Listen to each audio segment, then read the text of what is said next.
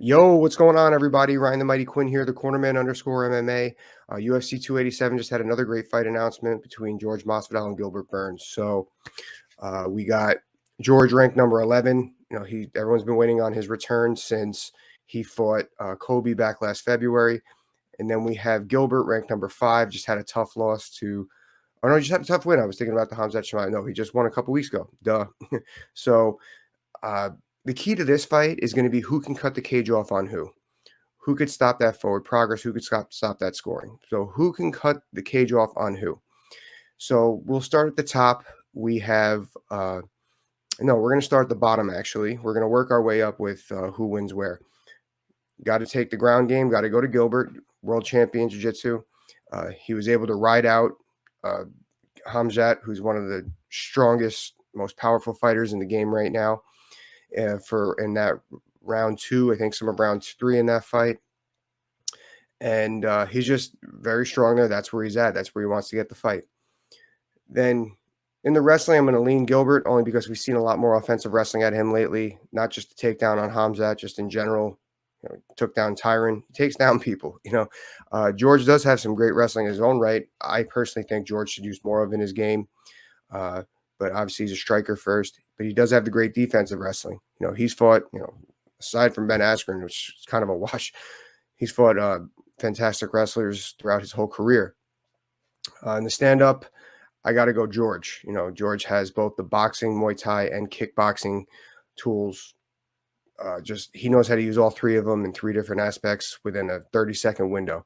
He's just a student of this game. He really knows how to break it down and use those tools effectively in certain aspects. So it's going to be a great fight. It's everyone's saying George's a little older now, but he's always in every fight. He's always in shape. I know he's training right now. You can go to American Top Team's Instagram page. He's always all over it. All right, so who win? How do we win and where? Like I said, the winner here has to cut off the cage on their opponent. That's the key to this fight. Who's going to cut the cage off? We'll start with Gilbert. Gilbert's got that forward progress, that game down good. He just really knows how to come forward. Sometimes take a few to get in, maybe avoid damage with his head. But if I'm Gilbert, I'm getting George against the fence, similar to how Kobe did it, and I'm going to try and do damage. I'm going to try to get scoop up that double leg, stay in half guard, and pound out, ride him out till a submission presents itself. Pretty cut and dry for Gilbert. Obviously, he's going to have to exchange a little bit with a very dangerous kickboxer. So how does he avoid that? How does he get through that? He's going to have to jab with George, move his head. I don't think George is really going to bite too much on feints. George actually has a pretty effective feint in his own right, but he's going to have to try and see what George is bluffing with, what George is not. On top of that, I would just really keep it simple. Right hands to the body, jabs to the body. See what it opens up top. Just try to get George's hands away from his legs. Try to get his hands up so you can shoot underneath the high guard. Or just get him against the fence. Try to get a single leg to a double leg. I can't see Gilbert finishing a single leg on George, but that's just really grind out this fight until something presents itself, or you could do damage on the ground. Maybe weather the fighter that you're on top of. That's how I'm doing it if I'm Gilbert. So now, if I am George, I am going to, like I said, how does he cut the cage off? Now, George kind of stopped doing this a little bit later on in his career. He was really effective. Go watch his fights in Strikeforce early on in his UFC career. He used to do this, and I know this, I'm very visual of this because he used to do this to me in training. He used to make it look like he was backing up, and he would just have the opponent chase him down, which actually Gilbert's a good opponent to do this against. He would have you paint yourself into a corner to where by the time you know it, your back's against the wall, and he's unloading strikes on you. Bop, bop, bop, bop, bop, bop.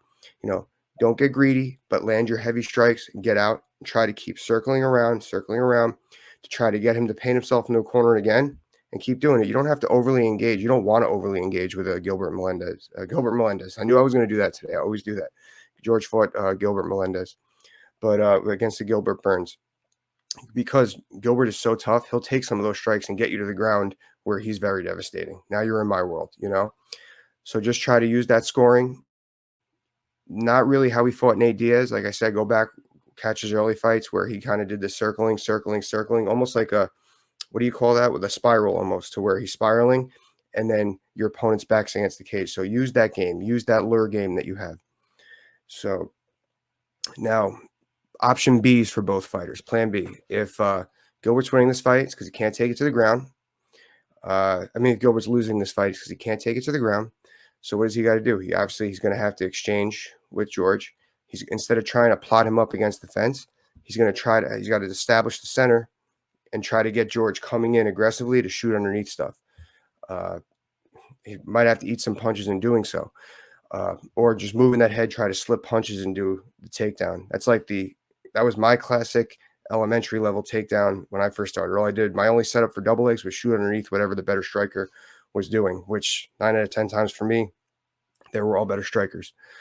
So yeah, he's still got to get this fight to the ground, or he's got to slip and throw big right hands, big left hook, get heavy-handed. We went from trying to grapple. Now we're going to get heavy-handed on George. That's how we're going to try to win this fight if it's not going our way with the plan A. Now, if I'm plan B for George, now, like I said, I wish George would use a little more wrestling in his game. He's very explosive on that sprint forward stuff. Even though he's a little bit older, he can still do this. He's going to have to surprise Gilbert with some takedowns, if not to just do damage on the ground, to score points and chew up some clock. Try to get Gilbert on the way in. Use your feints, George, and just explode like that north-south blast double type style that you'll see, that Penn State, as we called it, growing up. And try to score there. Even if you don't score, get Gilbert defending to where it opens up some takedowns. Where he's here, where I said before how Gilbert's going to want to get, in his plan A, is going to want to get George's hands away from his legs so he can't defend. George is going to want to get Gilbert to try to defend takedowns to get his hands away from his face so George could open up top, even land a head kick or body kicks. George got really good body kicks. Look at the Nate Diaz fight. So that's what I got out of those guys. Really looking forward to this one. UFC 287 is going to be great. It looks like it's going to be, well, I heard rumors it's going to be in Brooklyn. They're trying for a garden. They are also, hopefully they're coming down to Florida too. If they came down to Florida, that would be fantastic. Hope that would be great for me. Anyway, keep tuning in, guys. I'm going to do a video tomorrow on what it was like training with Masvidal. I can't wait to do it. He was my favorite person to train with. Please don't forget to like, subscribe, and share. Talk to you later. Bye.